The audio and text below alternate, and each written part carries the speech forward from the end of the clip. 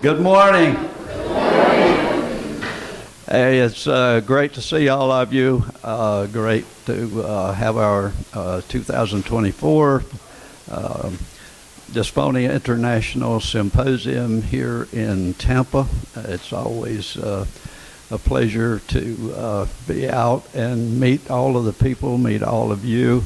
That's what we're really about, as we talked last night. We're all together, and I want to, as we start off here, ask each one of you to let's give the organization a round of applause, because we're celebrating our 35th anniversary. This organization was established in 1989, so this is our 35th year, and we're proud of that, and all of you should be too. We're going to start off here. Where's my buddy?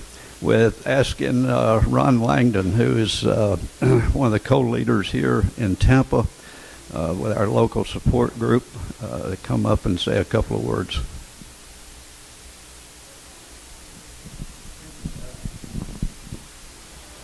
You know me, I can't say more than a couple words. Once I get going, it's hard to stop. But I just want to thank you all for coming to the symposium. We're really honored that you chose Tampa as the symposium location this year.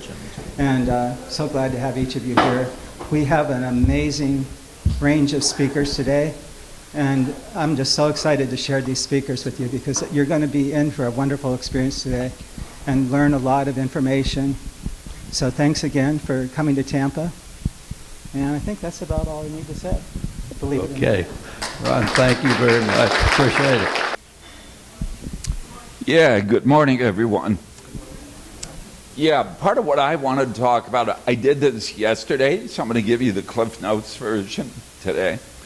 So when you meet with a newcomer or someone you know who has spasmodic dysphonia, other related vocal disorders, part of what really becomes helpful is to kind of rekindle in your memory what your experiences have been like.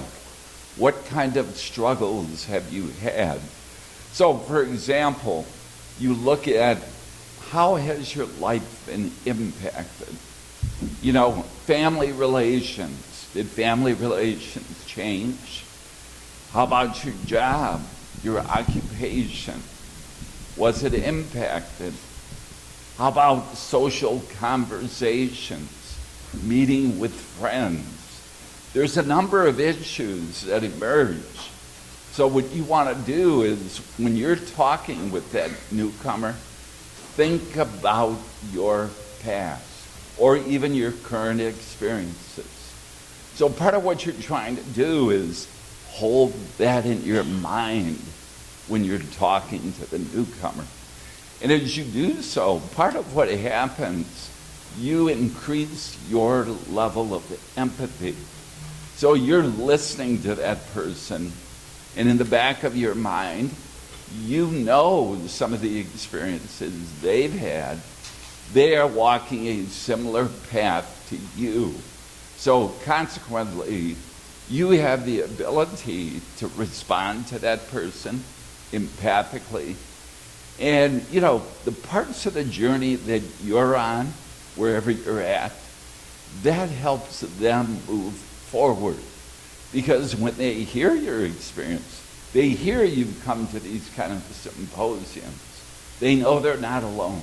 They're connected, okay? So anyway, part of what I wanted to do is just quickly look at a little bit of an exercise. And in this exercise, what we're going to ask you to do is, if you've experienced anything that I'm going to say, you raise your paddle, okay? And part of what I'm doing here is, we don't want to celebrate your voice. Rather, what we're doing is saying, we see you. So we want to think, when we do this, think about how you've endured your vocal disorder.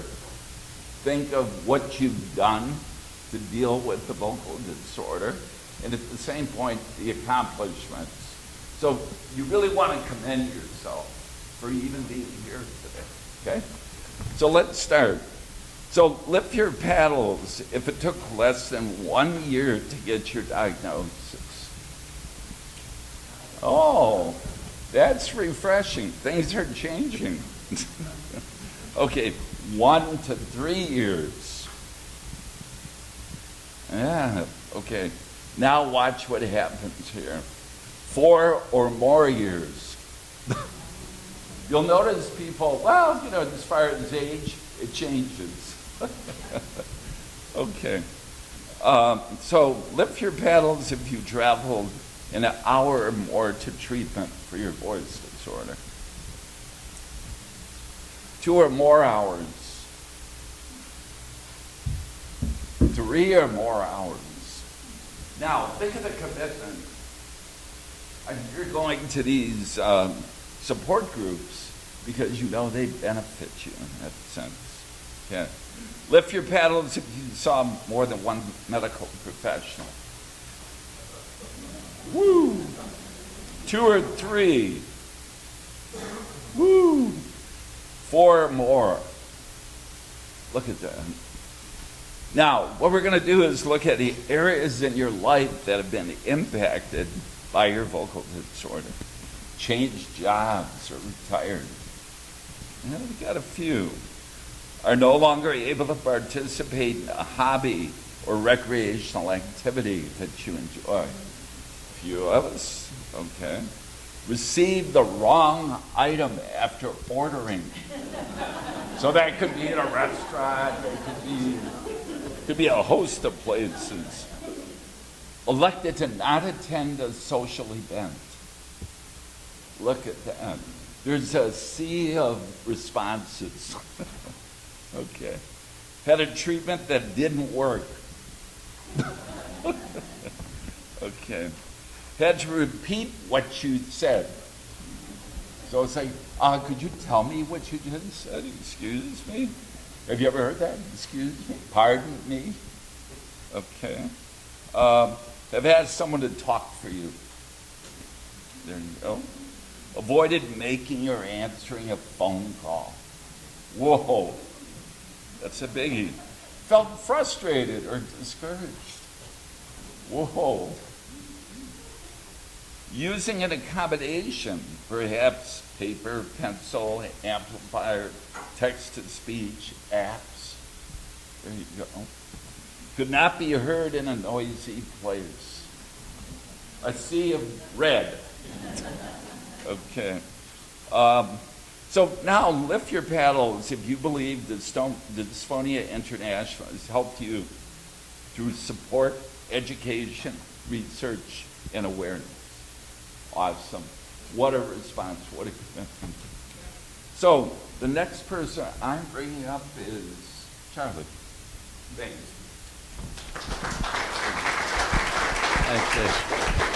Thank you, Dennis. Fantastic. So I want to take just a few minutes and tell you a little bit about our organization and give you a little bit of update on some of the activities that we're engaged in the organization and what we've been doing for the last few years. And this is our mission statement, which is pretty straightforward: to help people live better lives who are affected by spasmodic dysphonia and related voice conditions through research, education, awareness, and support. And all of you, I think, that were here last night certainly got a sense of what we're about when we talk about education, awareness, and support. And today you're going to have an opportunity to hear a little bit more about the research aspect of our organization. So our vision is basically, and think of this as a dream. That's really what the vision is. That ultimately we want to eradicate spasmodic dysphonia and related voice conditions, because we've got to have something way out there in the future. And I'm always reminded when I talk about a vision statement of NASA and putting a man on the moon. So some of you, there's maybe 2 or 3 of us here that were old enough to remember all of that, all you youngsters. But it was an interesting time when Kennedy made the declaration we were going to put a man on the moon. And then, if you will recall, after those missions, the whole organization, NASA, basically just went to sleep because they didn't know where to go. They really had no vision beyond that objective of putting somebody on the moon. So for us, where do we want ultimately for all of us to be? Elimination of spasmodic dysphonia and related voice conditions.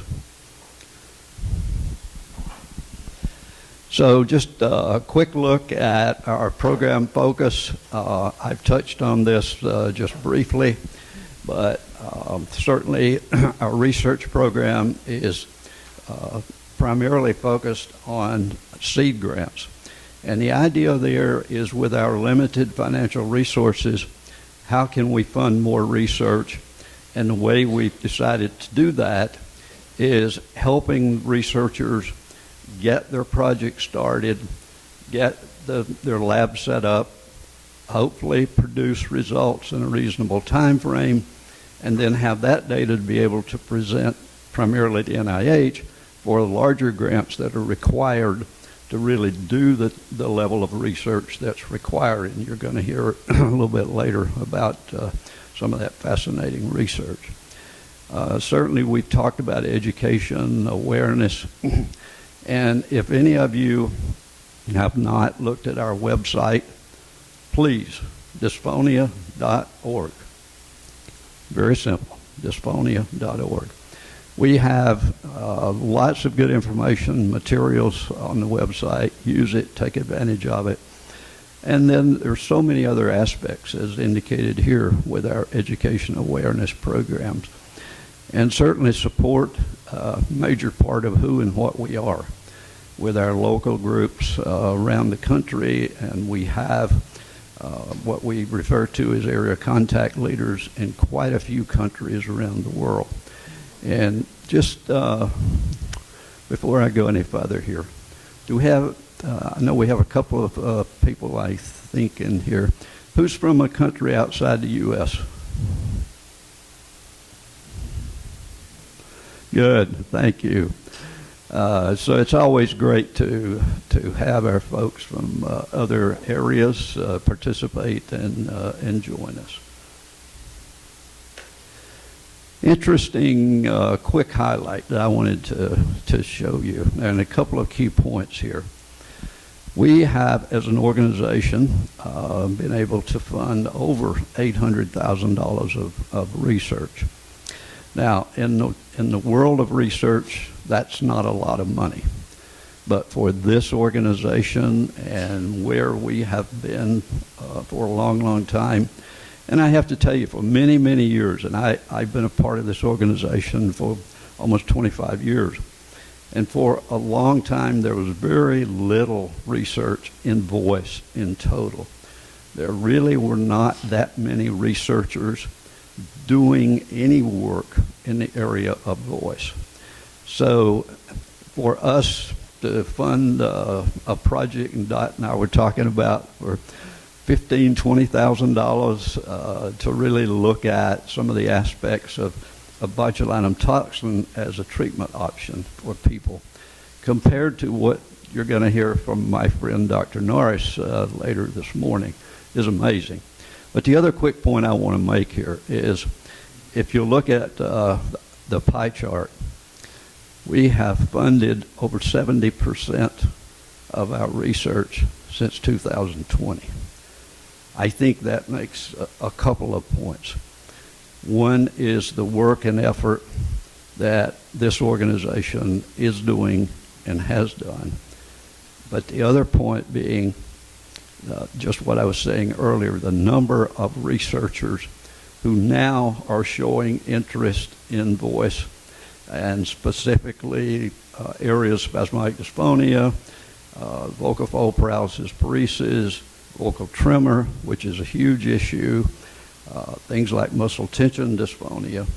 So we're on the right path. That's the message here. We are on the right path, but we need your help and everyone in our community so that we can continue this path. And fundamentally, and get to the bottom line, it takes money to do research. And as a 501c3 nonprofit organization, individual contributions are what we have to work with. So all the work that all of you do and have done, just continue to do. And it not only helps the organization be able to fund research, but it helps all of us ultimately.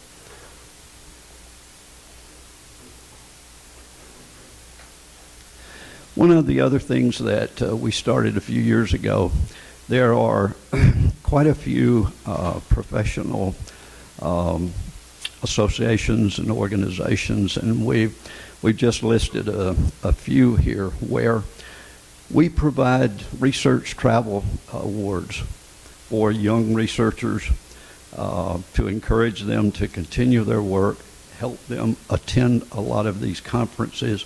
So you can see the list of the organizations that we are currently providing those travel awards for. And one I want to point out down toward the bottom here, the European Laryngological Society. Over the past couple of years, we have really developed a good working relationship with them. And as a result, I think we're going to be able to get more researchers across Europe and around the world, in fact, more interested not only in voice, but also spasmodic dysphonia, tremor, and so forth. How we accomplish our mission, and as I touched on earlier, without you, we don't exist. Our Dysphonia International organization is really a group of volunteers other than our incredible staff that we have to keep us all on track and going in the right direction. But then we also have great support from a lot of researchers that are part of our scientific advisory board. We also have a medical advisory board, and the scientific advisory board is chaired by Dr. Jerry Burke. Our medical advisory board is chaired by Dr. Robert Bastian. And then our fantastic support network, as I mentioned earlier, not only here in the U.S., but all of our contact leaders in other countries. And then, of course, we couldn't do it without our staff, that's for sure. How do we increase our programs to encourage and include more people and increase the funding for research? That's our challenge that we face constantly.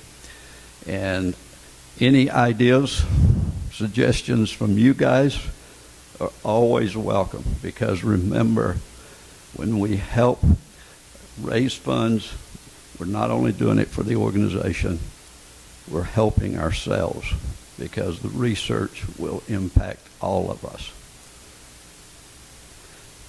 And just to give you a quick snapshot, when people donate their contributions to our organization, 86 cents of every dollar contributed goes to our research, education, awareness, and support.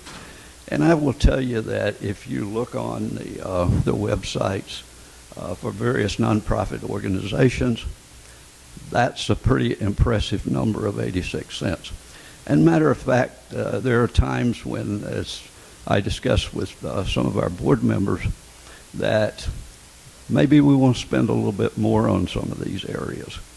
But this is, I think, an important point for all of us to know how the dollars are spent that everyone contributes. And so they go to help all the programs and the research that we're focused on. I want to thank all of you for your incredible support over the years. As I said, I've been a part of this organization for almost 25 years. My buddy sitting a couple of rows here is a board member from day one in 1989.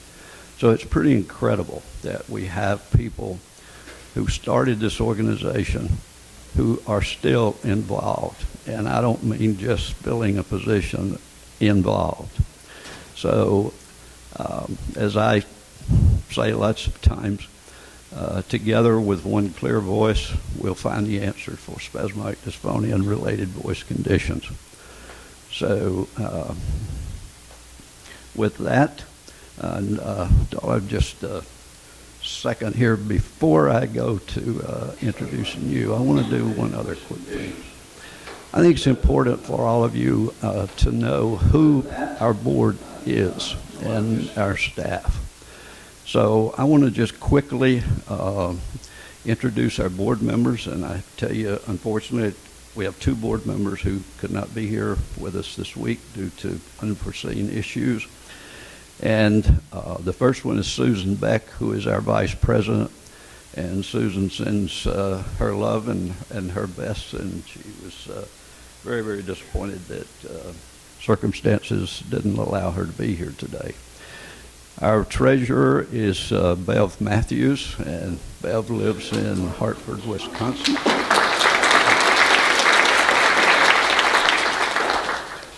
Mary Bifaro is one of our Energizer bunnies and our support network director. Charlie Womble, who has served as president of this organization in the past. And Charlie is in Lebanon, Tennessee. Did I get that right? And Dennis Kaszeta, who you met a couple of minutes ago, is our board member, area contact director, and Dennis lives in Clarkston, Michigan. Another board member, Bruce Mink, who is in Columbine Valley, Colorado, could not be with us today. Bruce is going through a health issue right now, so we just, all of us want to keep Bruce in your thoughts and prayers. Dorothy Tannehill McGann, we affectionately refer to Dorothy as Dorothy from Kansas. She lives in Overland Park in Kansas, and Dorothy heads our Education and Awareness Committee. My buddy Dot Sowerby. Dot is a past president, and I have to tell you, and I'm going to say this because I think I have the right to, based on something she said last night. For all of you who do not know, Dot's now 91, so you'd never know it looking at her. But the point